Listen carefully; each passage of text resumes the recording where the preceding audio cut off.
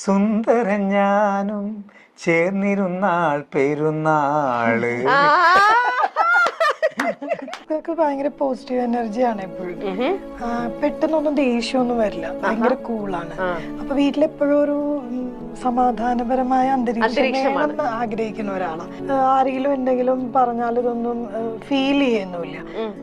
Feel ചെയ്യില്ല എന്ന് പറഞ്ഞാൽ എല്ലാത്തിനെയും പോസിറ്റീവായിട്ട് കാണും, ഒരു വിഷമത്തിലേക്ക് പോകില്ല. അപ്പൊ അതെനിക്കൊരു നെഗറ്റീവായിട്ടും തോന്നാറുണ്ട്, പോസിറ്റീവായിട്ടും തോന്നാറുണ്ട്. കാര്യം ചില കാര്യങ്ങൾ നമ്മൾ വിഷമിക്കണമല്ലോ, അത് അങ്ങനെയല്ല. എനിക്ക് ഉറക്കമത്ത് കാരണം സംസാരിക്കാൻ പറ്റില്ല, ദേഷ്യത്തിൽ അങ്ങനെ നോക്കുള്ളൂ.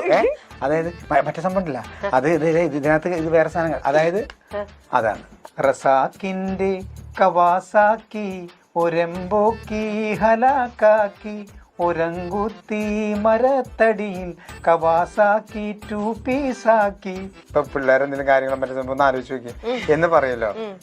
അത് കഴിഞ്ഞ് കല്യാണം കഴിഞ്ഞ് കുറെ കഴിഞ്ഞപ്പോ ഇത് തിരിച്ചിങ്ങടെ അടിക്കാൻ തുടങ്ങി. ഒന്ന് ആലോചിച്ച് നോക്കിയത്.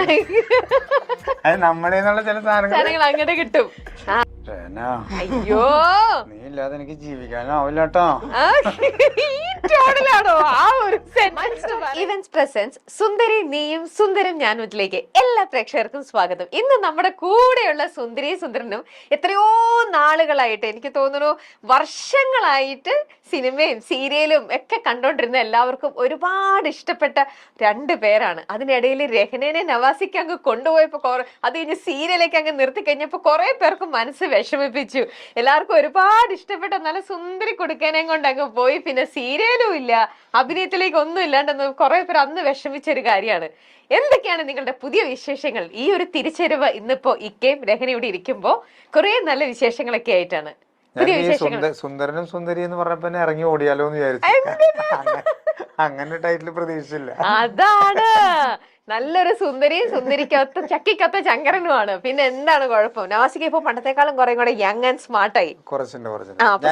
നമ്മളിപ്പോ നമ്മള് പ്രധാന വിശേഷം എന്ന് പറഞ്ഞത് നമ്മുടെ സിനിമ തന്നെയാണ്.